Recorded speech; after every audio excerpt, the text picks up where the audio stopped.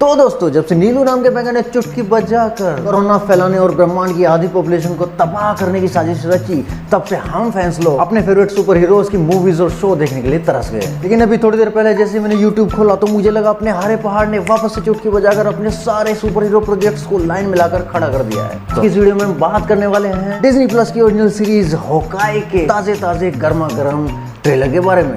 तो चलिए बिना किसी तरीके शुरू करते हैं। तो करना, परेशान हो गए हम लोग 2.5 साल से, ये भी परेशान हो गए, हम भी परेशान हो गए, करो फिर। दोस्तों फाइनली हमें एवेंजर्स की टीम के सबसे इंपॉर्टेंट एंड सबसे अंडररेटेड एवेंजर के ऊपर उसके खुद की स्टैंड अलोन एक सीरीज देखने को मिलने वाली है। तो यहाँ पे मैंने उसको सबसे इंपॉर्टेंट एंड सबसे अंडररेटेड एवेंजर क्यों कहा, उसके बारे में हम वीडियो के एंड में बात करेंगे। तो उससे पहले बात कर लेते हैं ट्रेलर के बारे में। तो ट्रेलर देखकर सबसे पहले जो हमें पता चला वो ये कि ये सीरीज बेस्ड होने वाली है Hawkeye comic book writer Matt Fraction के द्वारा लिखी गई कॉमिक बुक्स के ऊपर। और अगर ऐसा है तो ये सीरीज और भी ज्यादा औसम होने वाली है, क्योंकि मैट फ्रैक्शन एक ऐसे राइटर है जिनको उनके काम के लिए आइजनर अवार्ड तक मिल चुका है। तो आप उनकी कहानियों की इंपॉर्टेंस को समझ ही गए होंगे। और दूसरी सबसे जरूरी बात जो इस ट्रेलर को देखकर हमें समझ आई कि इस सीरीज में हमें एक बार फिर से एक गुरु चेले का रिलेशनशिप देखने को मिलने वाला है, या यूं कहें कि एक गुरु चेली का।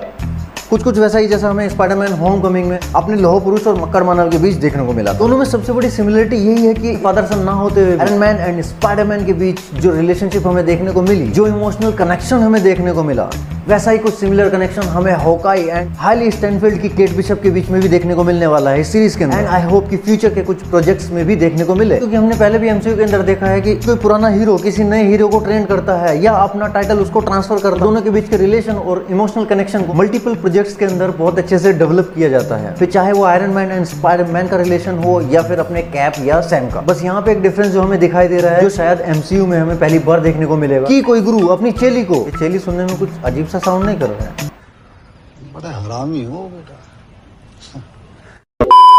खैर जाने दो, अब जो है वो है। हाँ, तो मैं कह रहा था यहाँ पे गुरु अपनी चेली को तीरंदाजी के सारे खुफिया गुर खुद से सिखाए। उस चेली को जो थोड़ी सी अनोइंग तो है बट चार्मिंग भी है, क्योंकि वो होकाई की नंबर 1 फैन तो है ही, बट साथ ही साथ self proclaimed world's greatest archer भी। मतलब खुद ही खुद से मजे ले रही है लड़की। और इसी के साथ साथ हमें होकाई का वो पास्ट भी देखने को मिला जब वो रोनिन हुआ करता था। और देखने से ऐसा लग रहा है कि केट होकाई से ज्यादा उसके रोनिन वाले पर्सोना की फैन है, जो कि हमें एंड गेम में देखने को मिला था। इस सीरीज में हमें एक बार फिर से होकाई अपनी फैमिली को पीछे छोड़ के केट की हेल्प करते हुए दिखाई देगा, वो भी क्रिसमस की छुट्टियों में। साथ ही साथ हमें इस ट्रेलर में मार्वल स्टूडियोज का नया लोगो भी देखने को मिला, जो कि होकाई के बुलसाई से इंस्पायर था। और साथ ही केट बिशप का favourite puppy lucky the pizza dog भी देखने को मिला। और हमें देखने को मिला रोजर्स द म्यूजिकल। एमसीयू की शायद ही अब तक कोई ऐसी मूवी या कोई ऐसी सीरीज होगी जिसमें हमें आयरन मैन या कैप्टन अमेरिका का नाम सुनने को ना मिले या उनका कोई रेफरेंस देखने को ना मिले। Even dead I am the hero, समझ रहे हो इन दोनों का कितना इन्फ्लुएंस है एमसीयू एंड उसकी ऑडियंस के ऊपर। और अगर आपको ब्लैक विडो मूवी का पोस्ट क्रेडिट सीन भी याद है तो आपको पता ही होगा कि इस सीरीज में हमें येलेना भी एक्लिंट का शिकार करते हुए देखने को मिलने वाली है। मैं तो यही उम्मीद कर रहा था कि वो हमें इसी पहले ट्रेलर में देखने को मिलेगी। और ये सीरीज शायद थोड़ी डार्क टोन में होने वाली है, जैसे डीसी की मूवीज होती हैं। बट यहाँ तो कुछ और ही चल रहा है। क्रिसमस की छुट्टियां चल रही है, गुरु चेली लोगों को बॉम्ब से उड़ा रहे हैं, बैकग्राउंड म्यूजिक का मतलब भौकाल मचा दिया गुरु। और कुछ रूमर्स ऐसी भी हैं कि हमें इस सीरीज में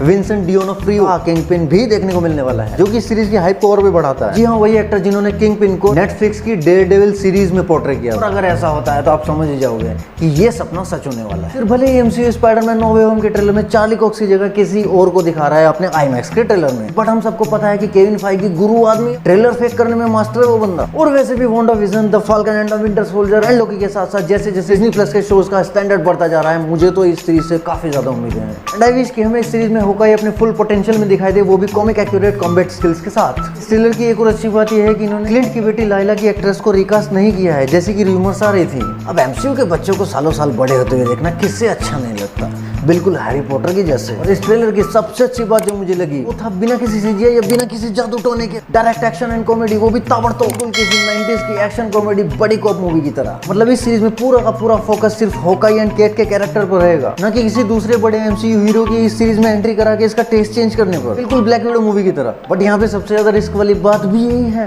इस सीरीज के साथ कहीं वो ना हो जाए जो ब्लैक विडो मूवी के साथ।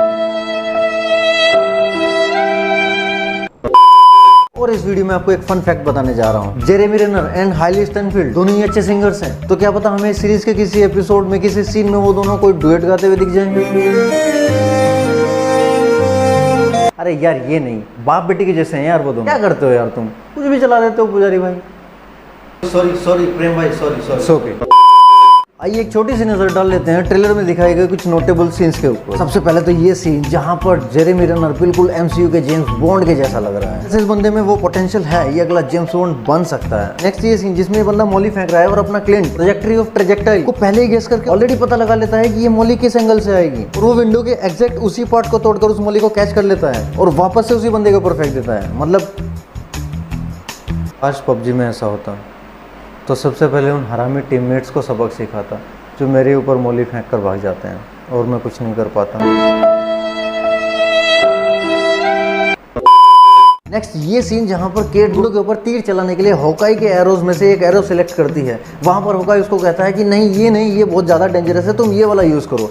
और वो जब उस तीर को यूज़ करती है तो वहां पर बॉम्ब फटता है। वो वापस होकाई से पूछती है कि ये पहले वाला तीर क्या इससे भी ज़्यादा खतरनाक है? कसम से भाई यहाँ पे होकाई के फेस एक्सप्रेशन देखकर मजा आ गया। तो अब बात कर लेते हैं वीडियो के सबसे शुरू में जो मैंने बोला था, होकाई को सबसे इंपॉर्टेंट एवेंजर इसीलिए बोला था क्योंकि एक होकाई तो है जिसने जब जिसको जहां पे हेल्प की जरूरत पड़ी, चाहे अपने कैप्टन हो, अपने फ्यूरी साहब हो, अपनी वोंडा हो, ये दुनिया में कोई भी आम इंसान, तब ये बंदा अपनी उस फैमिली तक को पीछे छोड़ के उनकी हेल्प करने के लिए आया है जिस फैमिली को वो दुनिया में सबसे ज्यादा प्यार करता है। और वो उसकी फैमिली ही तो थी जिसको खोने के गम ने उसको होकाई जैसे हीरो से रोनिन जैसे एंटी हीरो में तब्दील कर दिया। और गुरु वो निकल पड़ा तलवार लेके दुनिया भर के लोगों की लेने। और सबसे अंडररेटेड इसलिए, ना तो उसके पास कोई सुपर सूट है, ना कोई सुपर पावर है, ना कोई सुपर सीरम है, ना ही कोई मैजिकल पावर है, ना ही उसको किसी कीड़े ने काटा है, और ना ही उसकी ट्रेनिंग किसी रेड रूम में हुई है। वो जो भी है अपने दम पे है, खालिस अपने दम पर। और बाय गॉड जो भी है एकदम भयंकर है, अच्छे को धूल चटा चुका है। भी एक बंदे को उसका स्टैंड अलोन प्रोजेक्ट मिलने में 10 साल से ज्यादा का टाइम लगा। तो thank you so much Hulk पहलवान अभी चुटकी बजाने के लिए और होकाई की फैमिली को वापस लाने के लिए, वरना हमें ऐसी ऑसम सीरीज कैसे देखने को मिलती। लेकिन बस अब शांत हो जाना क्योंकि अब दिन ढलने को है। ये बोल के हल्क को शांत करने वाली काली विधवा तो रही नहीं, हमारी सुनेगा वो। वैसे जस्ट इमेजिन अगर येलेना के साथ साथ हल्क को भी ये यकीन दिलाने में सफल हो जाए कि नताशा की मौत के पीछे जो वजह है वो है अपना आज का अर्जुन यानी कि होकाई, और अगर वो दोनों मिलकर होकाई के बजाने निकल पड़े तो बेचारे होकाई को शायद कोई नहीं बचा पाएगा। अपना एमसीयू वाला जैक स्पैरो बचा पाएगा।